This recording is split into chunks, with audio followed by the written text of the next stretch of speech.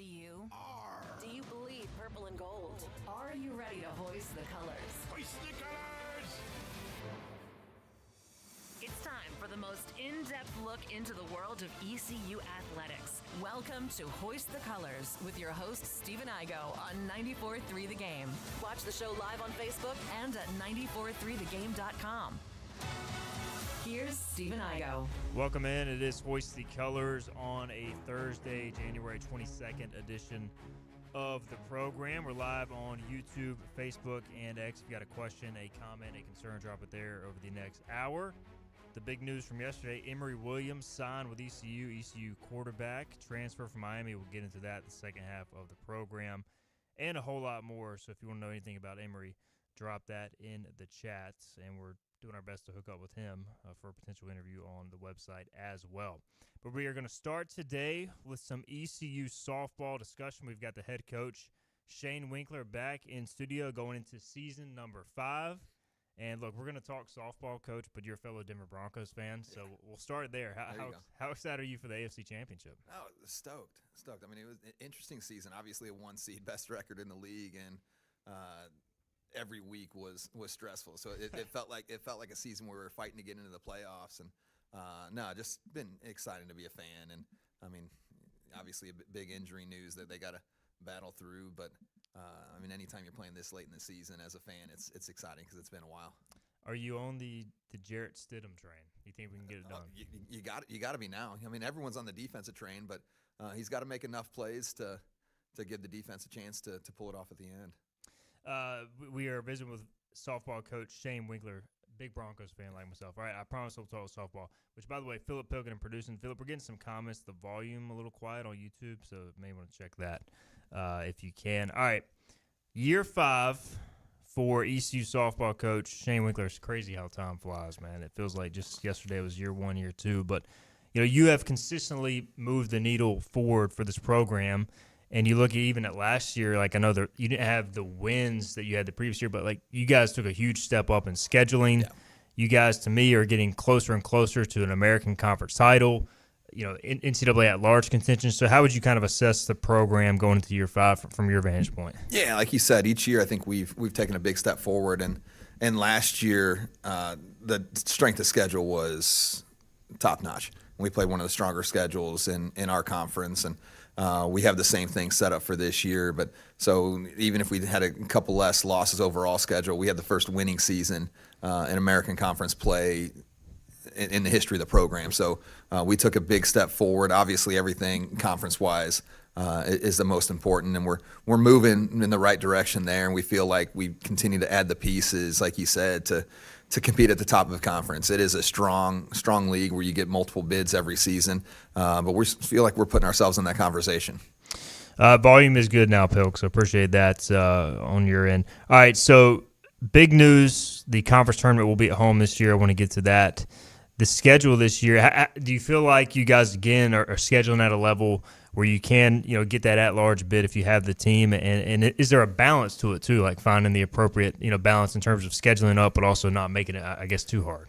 Yeah, when you look at our schedule, especially the first couple weekends, I've had a couple people ask me if I was crazy with how challenging it is. I mean, we had 7 of our first 10 opponents are P4 opponents, and that a lot of that comes down to just who wants to come to our tournaments, who's at the tournaments that we're going to. We're opening up at Georgia Tech. But at the end of the day, we want to make sure that we put together a schedule that at the end of the season, we want to be in the conversation for an at-large bid. Obviously, the goal is to win the conference tournament, get the automatic bid. But if not, we want to make sure that we've played against the schedule that the committee will look at and know that we've been battle-tested. We can pick up some top 25, top 40 wins to be in that conversation. And that schedule is right there again. I mean, we've got a daunting schedule in our non-conference, and then the American schedule is going to be as challenging as ever. So we hope to put in enough there to kind of buffer things out to where we take care of business and we have the wins. But at the end of the day, we've got to challenge ourselves if we're going to be the program that we want to be.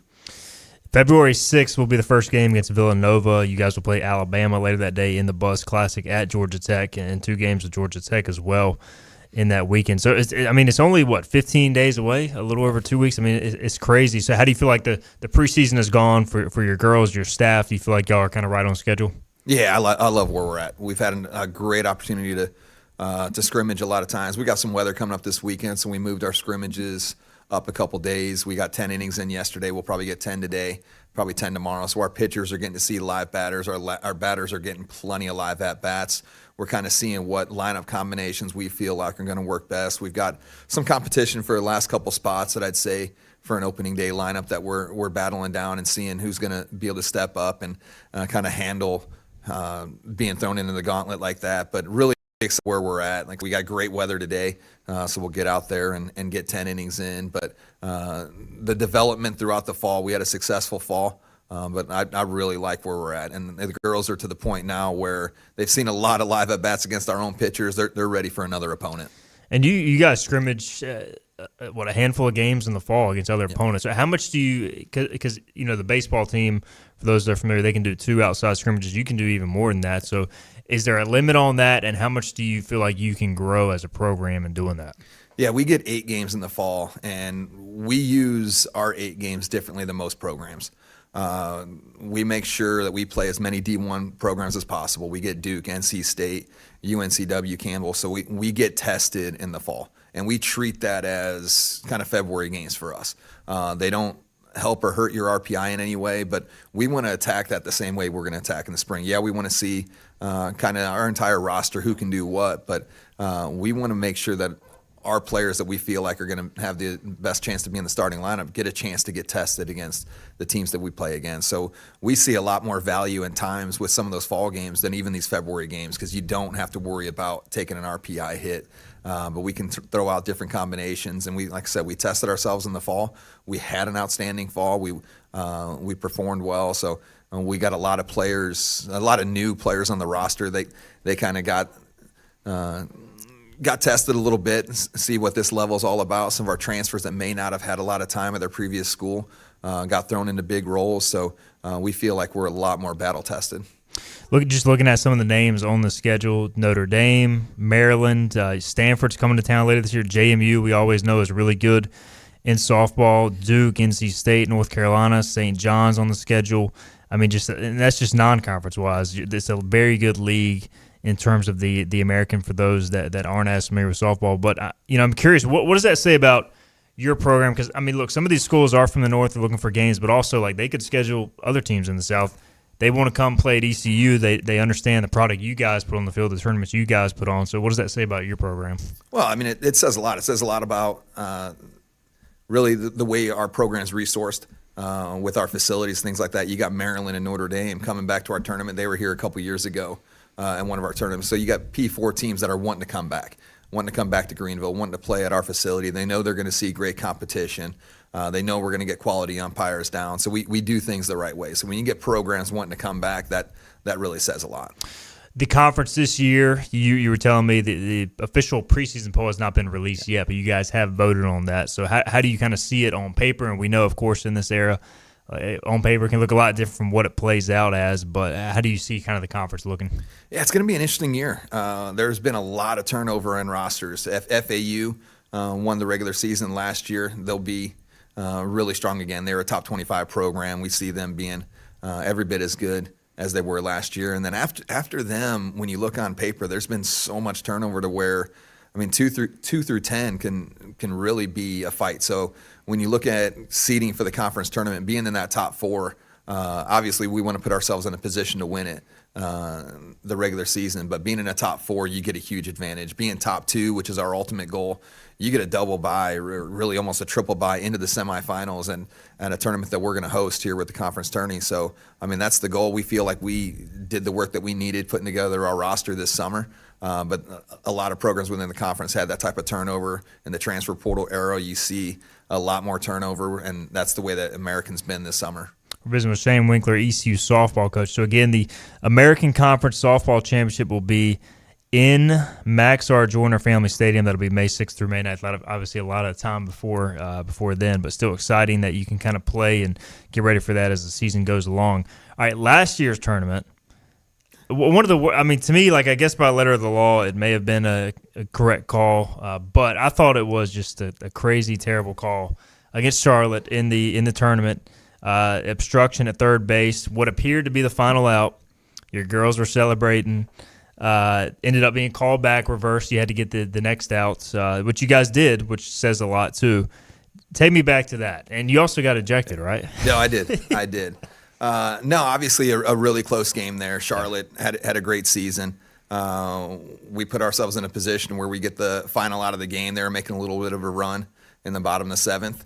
We get an out from a kid going first to third on us, out by 3 steps.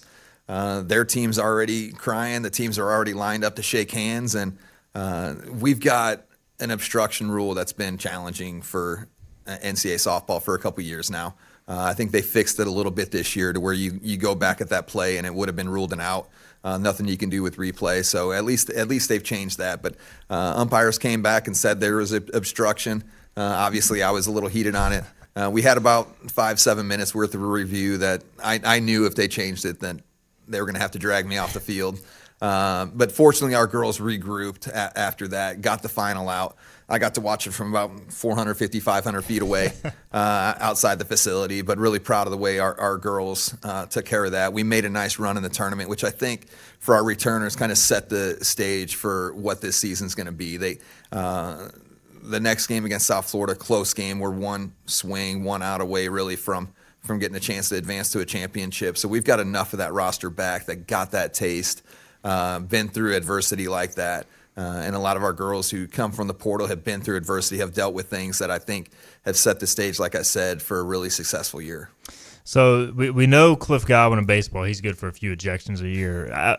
You getting ejected, is this a rare occurrence, or are you usually good for a couple of years as well? I got 1 in 4 years here so far. So I won't do it. I won't get myself in any trouble and have any predictions or what the over/under is for this year. So we'll try to keep it at 0. If everyone takes care of business and does their job, then we'll let the players take care of business on the field. I'm setting the official over/under at half an ejection, so we'll see if it goes I don't think I get the leeway as some others on that. So we'll try to handle our business and stay as calm as possible. That's completely fair. All right, last thing here, we'll get more into the personnel for your roster. Somebody's got a question about newcomers, which we'll get into next segment.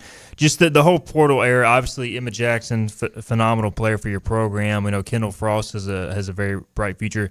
They choose to head on to other institutions. As a coach, how tough is that? I mean, we see it in other sports. You're trying to develop talents.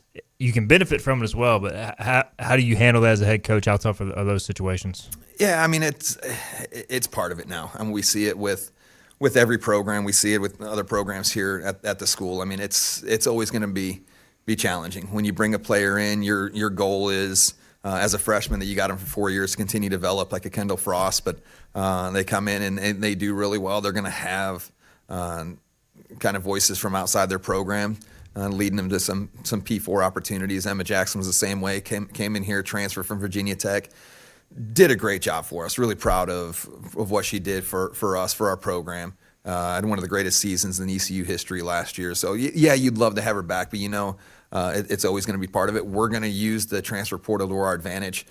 We brought in 8 this past summer. So we usually, with the culture that we have, we don't take much of a hit, but with rev share and things like that, it's going to come into play at times, but all we can do is continue to build on our culture, continue to make an environment that girls want to be a part of, that want to stay a part of, and keep loving on them and hoping that we can continue to keep them throughout their entire career. And if not, then we have the ability to bring in kids that want to be a part of the program. He is Shane Winkler, head softball coach. We'll have one more segment on the way with Coach. We'll get more into the potential lineup, the names to watch on the mound, some of the key returners as well with Coach Winkler after this. You know what the problem is with standard belts? Usually you have to choose between too tight or the opposite, too loose. But with Anson Belt and Buckle, you don't have to choose. We got rid of the holes and instead have a track system designed for micro-adjustability. That way you can enjoy a perfect fit every time. Anson Belt and Buckle. Find your perfect fit today.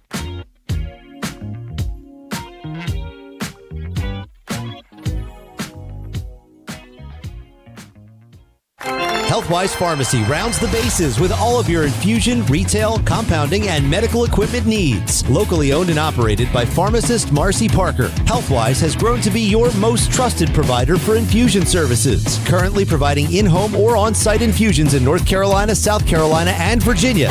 Visit Healthwise Pharmacy at 615B South Memorial Drive or call 252-295-0059 to speak to a patient service representative to find the option that best suits your needs. The best burgers around.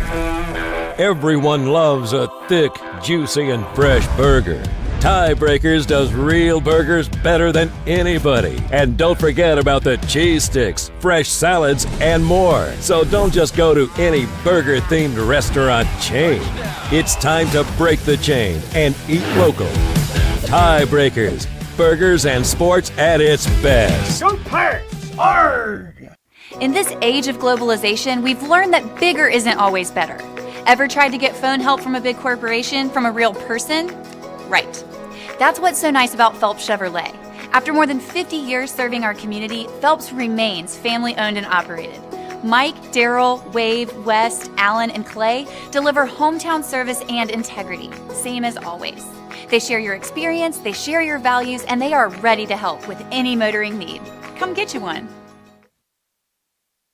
Daughtridge Gas and Oil has been your dependable propane supplier for 95 years. Their trained technicians can service and properly install all your propane and natural gas appliances. Plus, Daughtridge Gas and Oil is your backyard expert with fire pits, grills, smokers, and more, including quality outdoor furniture at their Greenville Patio and Hearth Shop at 1901 Charles Boulevard. Go by and see the knowledgeable staff at Daughtridge Gas and Oil for propane delivery or call 756-1345.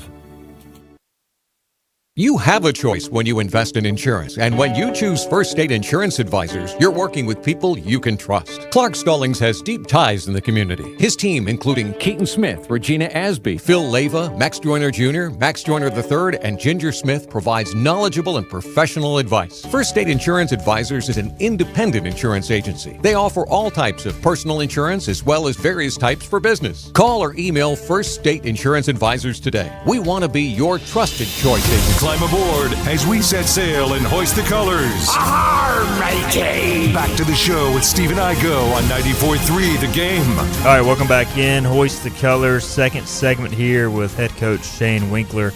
We talked a lot about the program overall for ECU softball in segment one. We'll get into segment two here, some of the personnel on the field. Really, the season right around the corner, 15 days away. I want to start with some key returners, Coach, for you. We have a question about the newcomers we'll get into, but key returners, position player-wise, most people that follow the program, they know Anna Sawyer from D.H. Conley, so we'll start with her, and who else are you really counting on from a returning standpoint? Yeah, excited for Anna this year.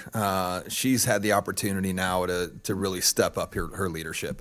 I mean, I've talked about it a few times, but going back to our exit meeting in May with her, sitting down with her, getting to look at her and be like, listen, I know you've been looking forward to this. This is finally your opportunity where it is your team. Like, it's a senior. She's like, Coach, you have no idea how much I've been looking forward to that. We had some great kids within the program last year, but a big senior class, big personality. So it was tough for Anna to be herself with the way she likes to lead and be more vocal. So she's got that chance, and I think that's going to help her as a player, throwing more on her shoulders. So excited about what she'll do. But then, I mean, some of our other returners, we got Mary Catherine Scott at short, kind of sets the tone for our defense. She is a stud and really dominates things on the left side of the field for us. Plays more like a baseball player, has a cannon for an arm, so she can play basically in the outfield grass and make plays. Trinity Nichols is going to see more time over at third. She was in and out of the lineup at times last year. Another Conley kid who we expect big things from. Chloe Geyer has swung it really well throughout the fall, had some big moments for us. Wasn't transfer from IU last year, but she's kind of got settled a little more. Being in year two with our program has helped a lot. And then really a big one for us, Kenesha Anderson in center. Leadoff hitter all throughout last year, had a really good year. I think going through the fall season, probably hit about 580, almost 600. And like I said, we challenged ourselves with our fall schedule, so she was outstanding. So she'll set the table again for us at the top of the order and kind of set it for Anna and some of the other newcomers that have come in. But really excited about our returners. Like I said, they got tested. They know what it's all about. They've been through some of the controversy of the way the season ended, and excited about the leadership that they brought back. You mentioned 8 transfers as well, also some incoming freshmen. So who are some of the newcomers, position player-wise, you're expecting to make an impact? Yeah, from a position player standpoint, Sarah Stone stands out. I think she'll be one of the best players in the conference. She was an all Big Ten first-team performer at Indiana before coming here. Had a really good fall, but, I mean, her energy is infectious. More of a first baseman at IU. She's going to catch a lot for us. So to bring her energy, her attitude behind the plate for us, leading our pitching staff, kind of her maturity on the field. I mean, she's a coach on the field. But if you watch her, she is full gear, 100% all the time. Ton of power, ton of athleticism. So she's going to have a monster season. So we're excited about that.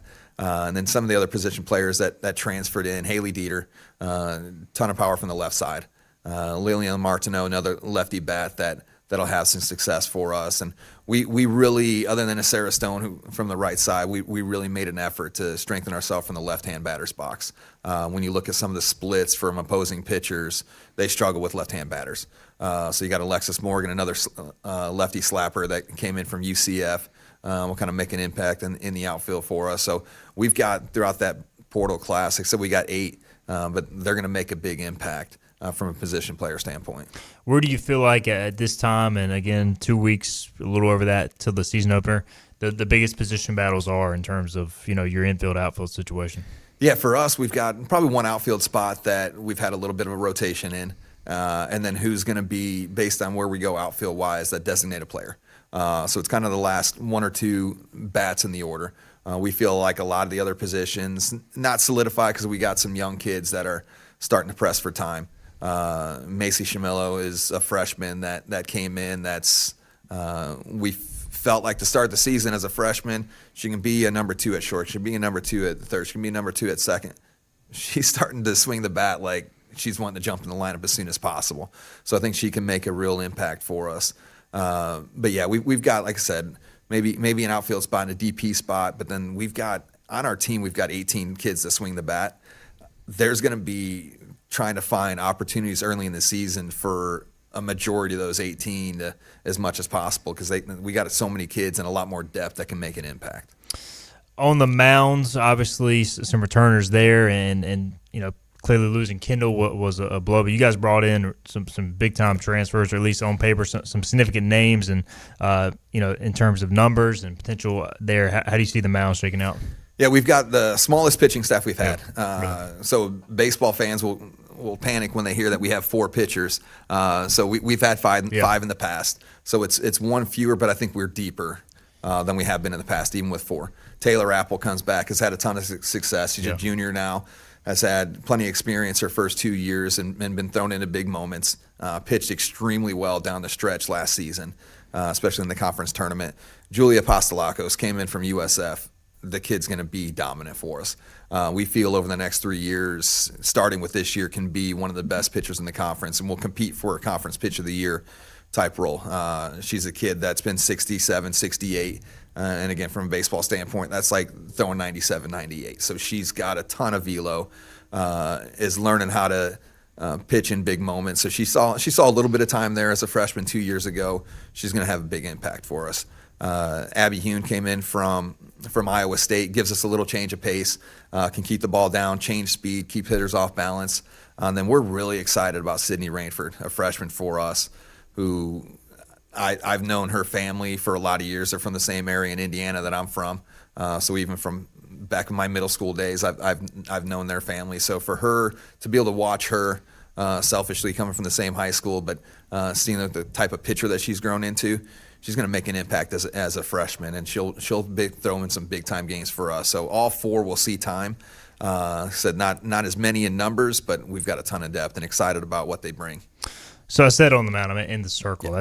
I talk too much baseball. That's my fault. You're not the only one. Yeah. I'd say most of the country does. Yeah. So you mentioned it, 4 pitchers, But we talked about before, just the arm care. Obviously, it's not the same as an overhand motion, but they still need rest. I mean, you're using your whole body to pitch. So how will you go about just spreading out those innings, especially early in the season with so many games? Yeah, I mean, the nice thing is, especially with the weather this week, we're preparing our girls for kind of that opening weekend. Because when you look at preseason tournaments, you're playing 5 games in a weekend. With 4 pitchers, obviously, you're throwing multiple days in a row. So we've got 3 straight days that we're scrimmaging right now. Our pitchers are throwing in all 3, learning how to bounce back, maybe throwing 4 games on Wednesday, come back and let's go throw 6 today, and you may throw 7 on Friday. So they're getting battle tested and conditioned to do so. But the biggest thing is, like I said, being able to give opposing offenses kind of a different look. Whether it's the type of pitches that we throw, the type of velocities that our pitchers can throw. So we can still throw to matchups and as much as possible give girls the rest that they need. Wanted to ask about a freshman that ECU fans who know Chad Tracy, obviously Ella Tracy, her daughter, coming in. So how's she acclimating, and people will be familiar with her last name, obviously? With Ella, had a really good fall. Was swinging the bat really well to start off. Unfortunately, news, she just had a knee injury. So in her junior year of high school, she had an ACL, and unfortunately, she just did again a little over a week ago. So she's going to be battling through that. The good thing is she's got a really bright future ahead of her, and getting an opportunity now that we'll start planning for 5 years for instead of 4. So we'll get her back this fall and strengthen again. I think she's going to make a real impact for us in the future. Shane Winkler with us. For your club, where's the biggest emphasis right now on improving over the next few weeks before opening day? Yeah, I mean, for us, it's getting the consistency offensively. We're really excited. If you got pitching in softball, you can stay in games against anybody. I think we have that with the top of our rotation. Now it's just finding enough run production 1 through 9, which we've got that ability to. We're looking again. We're going to have to swing the bat a little differently than we did last year. We led the conference in home runs. We've still got the ability to score with 1 swing of the bat, but now we're going to have to move runners a little more. Maybe run bases a little more aggressively, not sit back for the 3-run home run. But if we can get consistent offense 1 through 9, especially the second half of the lineup, we're going to be really tough to beat.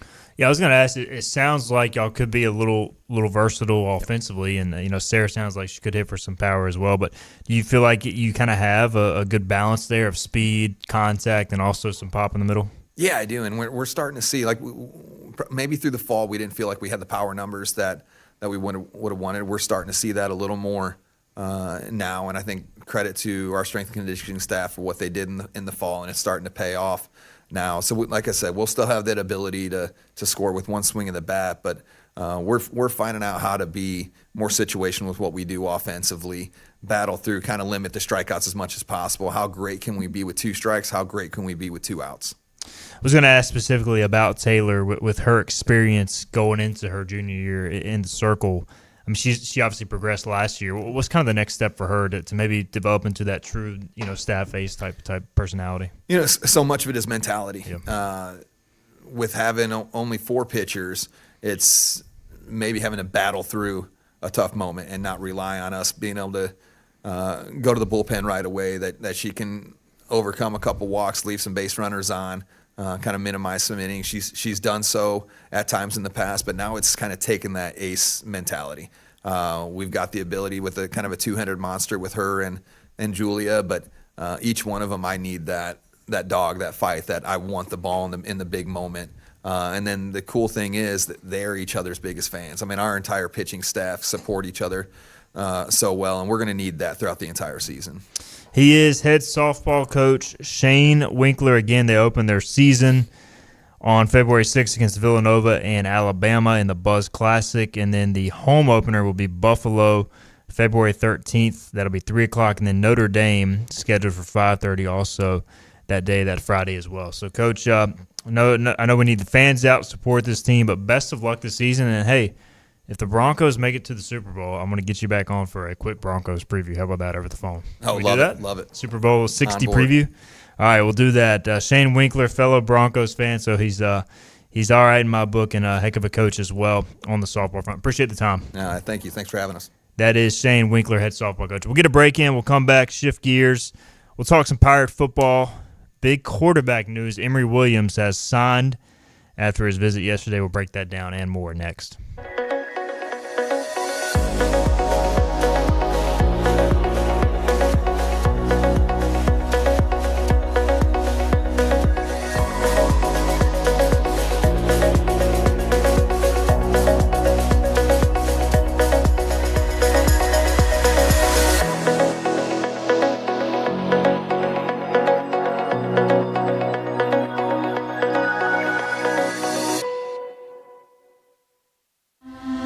This is about you, your family, and the health of all who live in Eastern North Carolina. This is about the transformation of a health system into something more powerful and more human, about creating new ways to treat disease and keep you well. This is about ECU Health, which is to say, it's really all about you. ECU Health. Minds, hearts, purpose. You have a choice when you invest in insurance, and when you choose First State Insurance Advisors, you're working with people you can trust. Clark Stallings has deep ties in the community. His team, including Keaton Smith, Regina Asby, Phil Leva, Max Joyner Jr., Max Joyner III, and Ginger Smith, provides knowledgeable and professional advice. First State Insurance Advisors is an independent insurance agency. They offer all types of personal insurance as well as various types for business. Call or email First State Insurance Advisors today. We want to be your trusted choice agency. Acre Station Meat Farm, along with Lane Angus Beef, bring you Farm to Fork Beef. Stock your freezers now with affordable beef boxes, just in time for the grilling season. Farm to Fork Beef brings quality local beef to your family. From your traditional butcher shop, Acre Station Meat Farm. Come on down to Acre Station Meat Farm and find out why we're #1 in fresh cuts and friendly service. Acre Station Meat Farm, Highway 32 North, Pinetown. At National Finance, we're all about hometown support, just like ECU football. National Finance helps us win on and off the field. They've got your back when you need it most. Fast, easy personal loans for life's big plays. And just like us, they're committed to Eastern North Carolina. National Finance, proud supporters of ECU athletics. Visit nfcmoney.com for loans as fast as today. Make every day electric on the Kawasaki Electro 20 electric balance bike. Maximize the fun with long run times, impressive top speed, and Kawasaki build quality. Easy adjustability and smooth handling make everyday riding more enjoyable. And the standard MTB type tires provide off-pavement capability. The Kawasaki Electro 20 is the electric balance bike that's built to rip. Go to Ron Ayers Motorsports, Memorial Drive north of the airport, Greenville.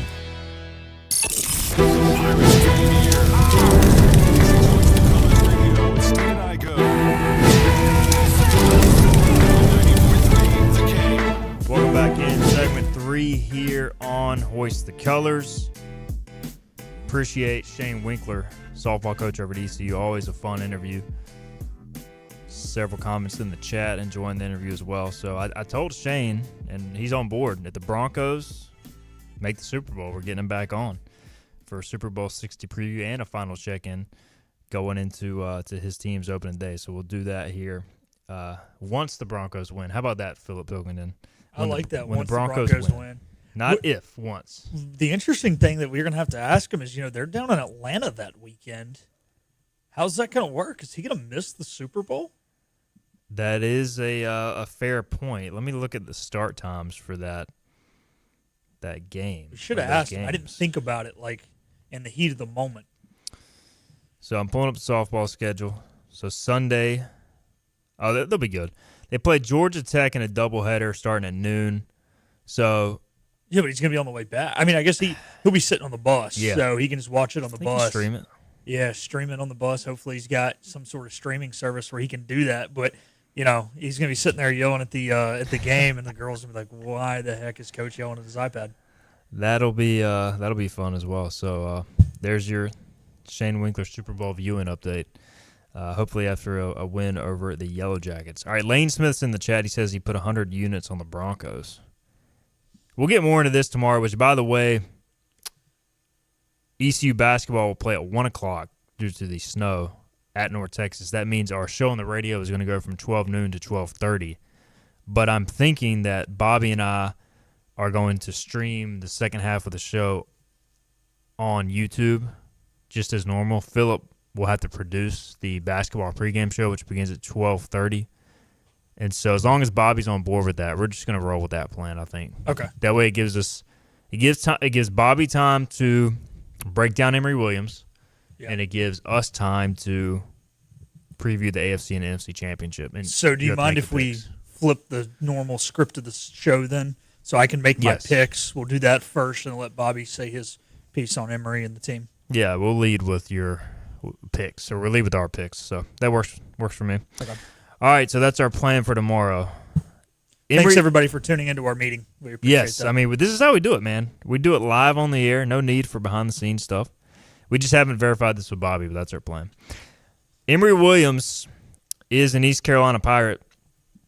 This is something that's been in the work for quite some time. Now, for all the Miami fans that are up in arms about tampering and all this, this is a little bit of a different situation than the Darian Menza story.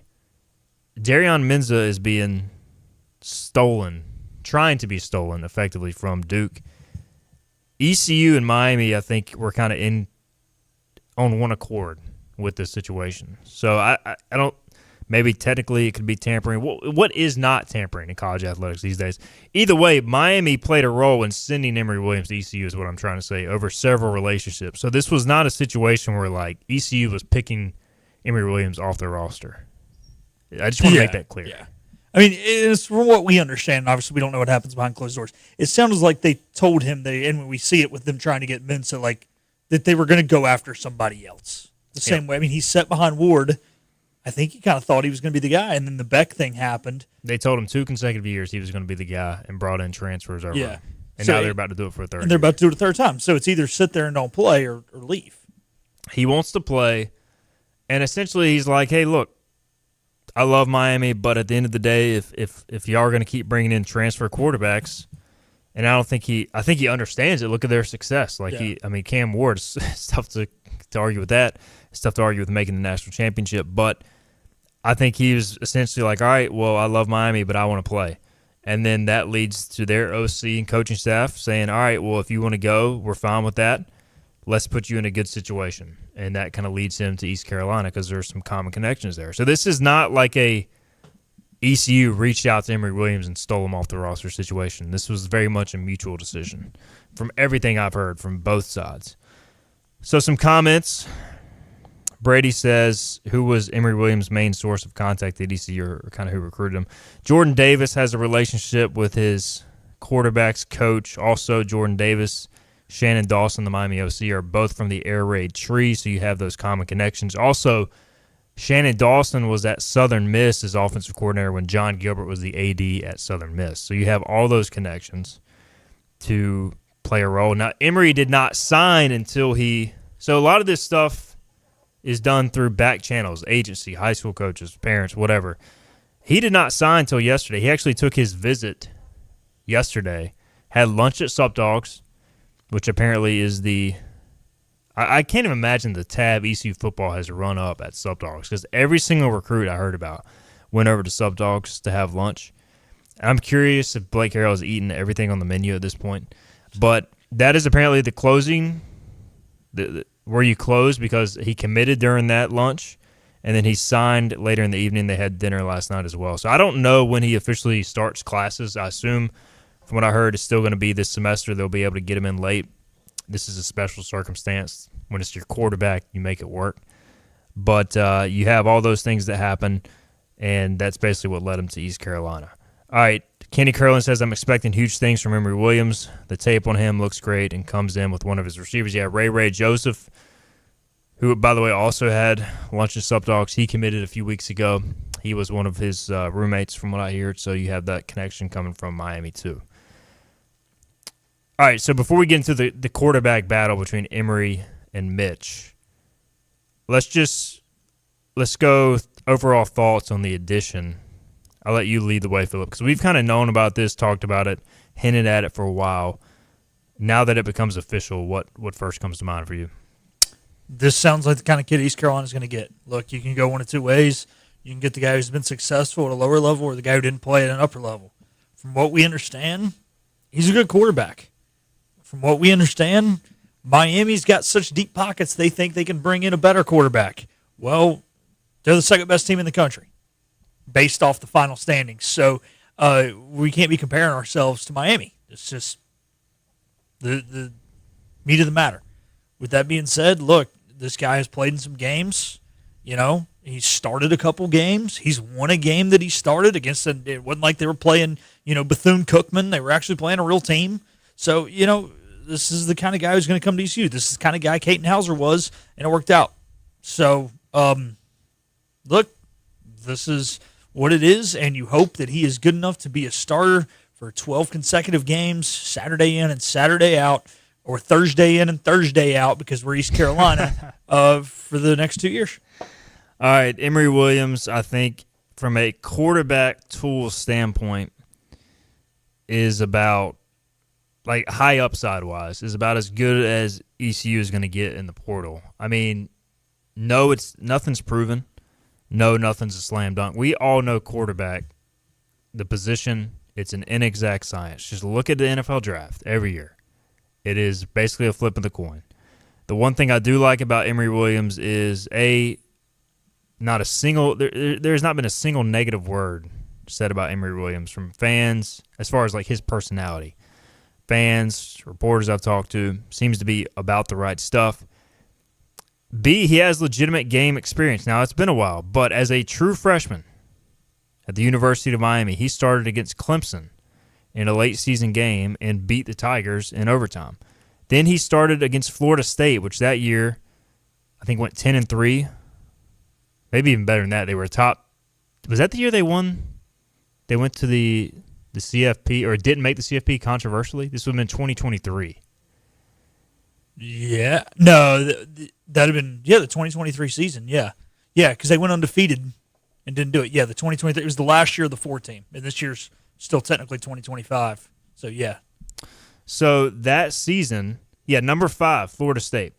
Emory Williams made a start in one of the last games of the year, November 11th. And Miami lost that game 27-20.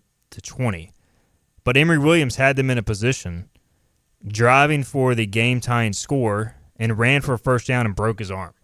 So he has played in big games.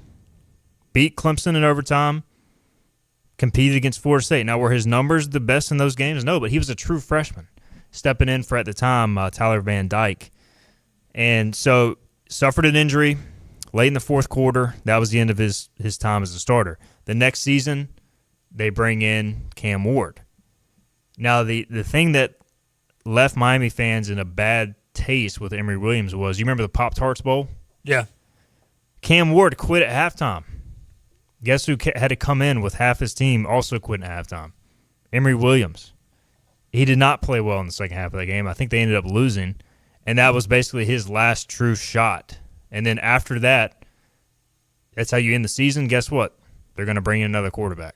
So that whole situation really kind of ruined Emory Williams for a lot of Miami fans. But could you imagine being the quarterback to step in as your number 1 pick quits at halftime along with many of the other draft-eligible guys? Yeah, that's the thing. It wasn't that the quarterback quit. It was that the other guys quit. So you had a lot of guys who were, they hadn't even warmed up in over, an hour and a half stepping out there playing, and guys who just, you didn't practice with the ones, I mean, everybody can say, the next guy's got to be ready, but I do want to remind people, and I use this reference a lot, but when Teddy Bridgewater was at the Saints and Breeze got hurt, he finished that game and played like crap. He started the next 6 weeks and went 6-0. There's difference when you prepare as the starter. And just the dynamics of that game, think about it like, too, if you're the coach, I think Miami was up fairly comfortably at halftime. I'm looking at it now, 28. So it was only 31-28. But, like, still, you go from calling plays for Cam Ward and your whole first-string offense to calling plays for Emory Williams. So, like, the play calling was probably different. Miami ends up losing the game 42-41. So that was kind of like the straw that really stirred the drink in terms of bringing in, all right, we don't want to roll with Emory Williams going in the 25. We want to bring in another quarterback. That quarterback ended up being Carson Beck. And, I mean, you could argue Carson Beck obviously had a great year, but behind that O-line, Emory Williams maybe could have done similar. The other thing is, like, you look at the tape, some of the throws he makes some big-time throws, man. He's 6'5", he's 225, he's what you want in a quarterback. Now, the only thing that concerns me coming to East Carolina, he will not have the same offensive line he did at Miami. But in this system, which has many of the same principles that Shannon Dawson ran, the emphasis on getting the ball out quick is paramount. So I think it will be negated to a degree. I do want to see a little bit more mobility than I saw on tape. One of the things he said he worked on going into this past year was his speed. He actually was a district qualifier in running in high school. I can't remember what realm, but he actually did some running in high school in track and field. So it's not like he can't move. He's just a bigger guy, and I think Mitch Griffiths moves a little bit better as far as throwing on the run, that sort of thing. But from the pocket, the guy's the real deal. The other thing that is kind of odd, Phillip, is he doesn't really grip the laces when he throws the football. You have to watch him. He has kind of like the Troy Aikman grip, where he's like holding the edge of the football. Apparently, he has massive hands, so I think he just gets it and rips it. Doesn't even worry about ripping the laces. So I'm curious to ask him about that. He doesn't seem to have a traditional quarterback laces grip. I mean, if your hands are big enough, yeah. why do you need them? You know, they're for us with average size hands, people. This is the stuff I'm diving into when I watch the film. But he's made big time throws. He goes through his progressions. You know, as a true freshman, he was going 1, 2, 3 against Clemson in his progressions and hitting the backside of the play. So, like, to me, he's pretty advanced.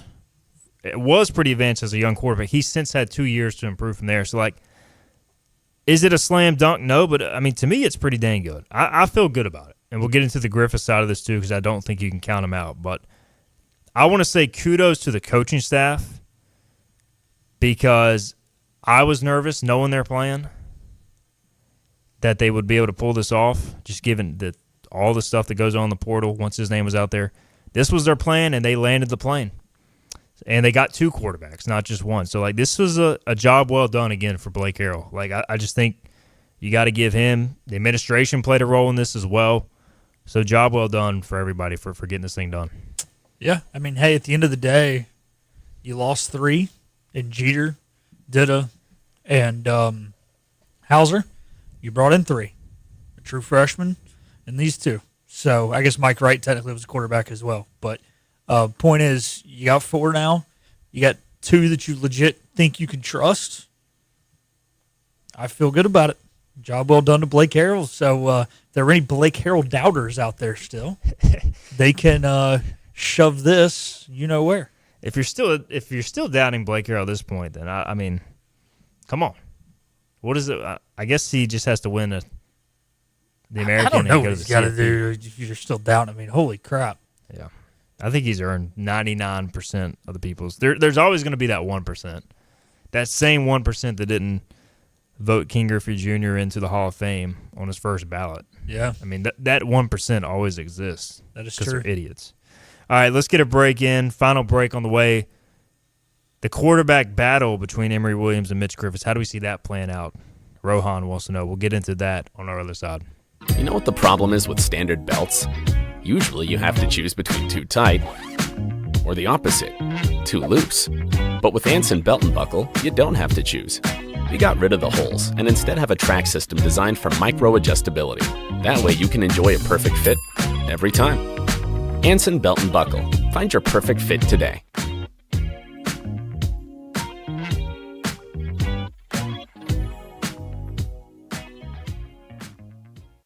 Daughtridge Gas and Oil has been your dependable propane supplier for 95 years. Their trained technicians can service and properly install all your propane and natural gas appliances. Plus, Daughtridge Gas and Oil is your backyard expert with fire pits, grills, smokers, and more, including quality outdoor furniture at their Greenville Patio and Hearth Shop at 1901 Charles Boulevard. Go by and see the knowledgeable staff at Daughtridge Gas and Oil for propane delivery or call 756-1345.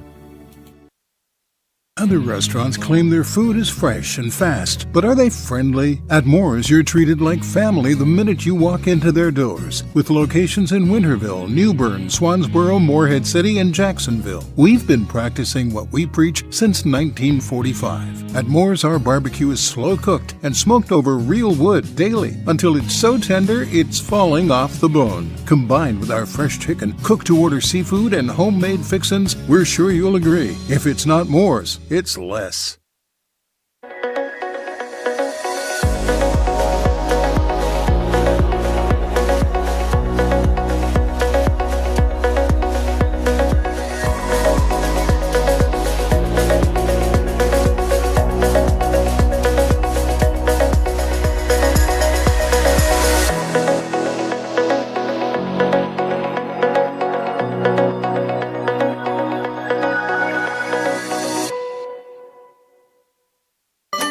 Your confidence makes everything look good.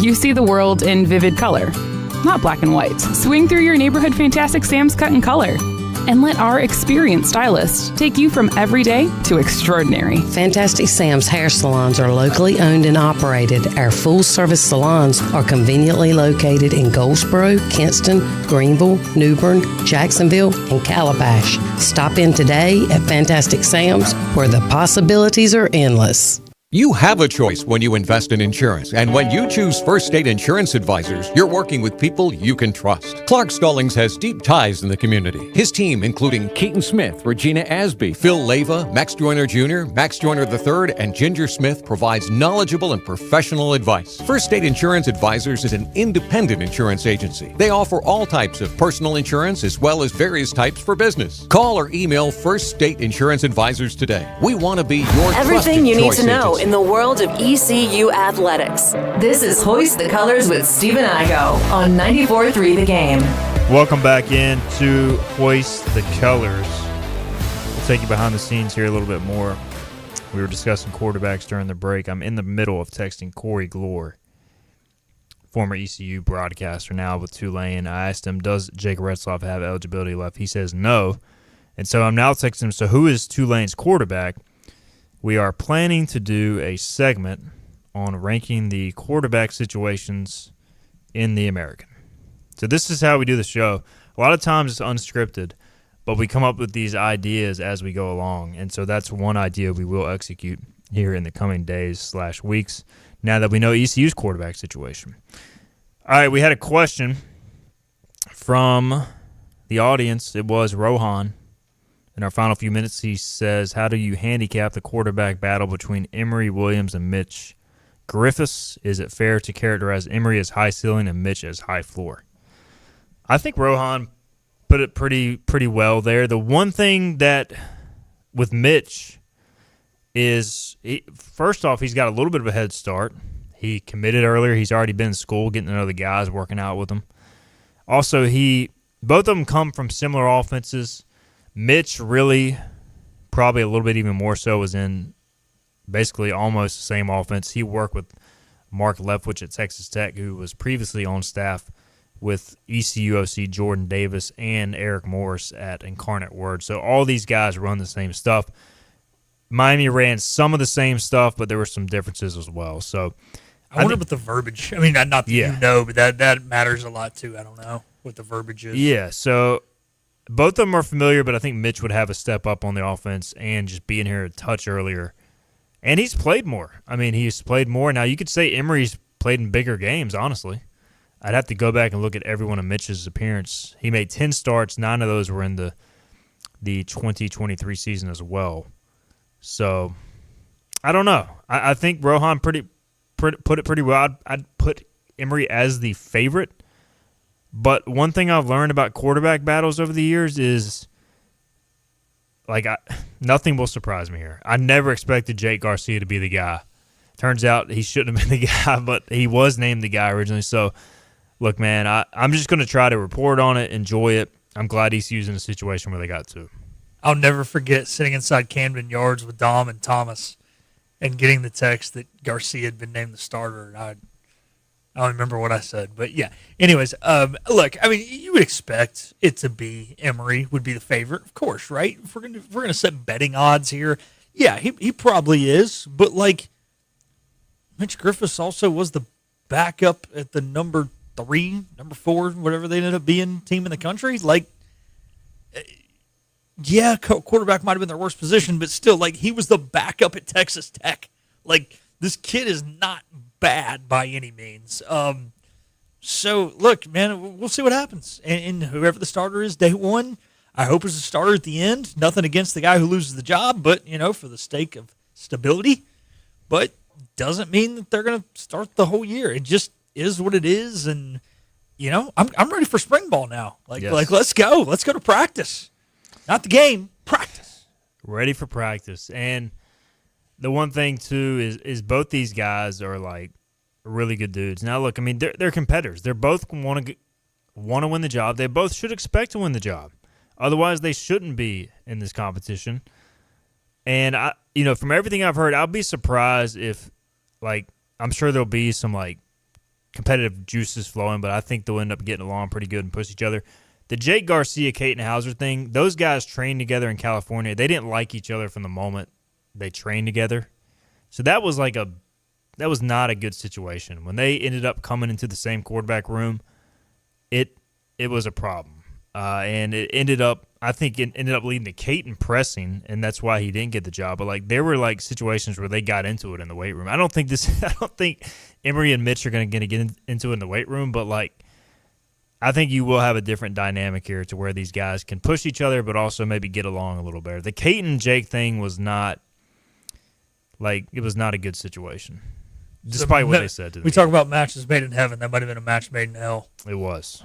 I still remember talking to Katon off the record when Jake Garcia committed. It was not pleasant. So, and now I'm sure he doesn't care if I share that now. So, he's at Illinois.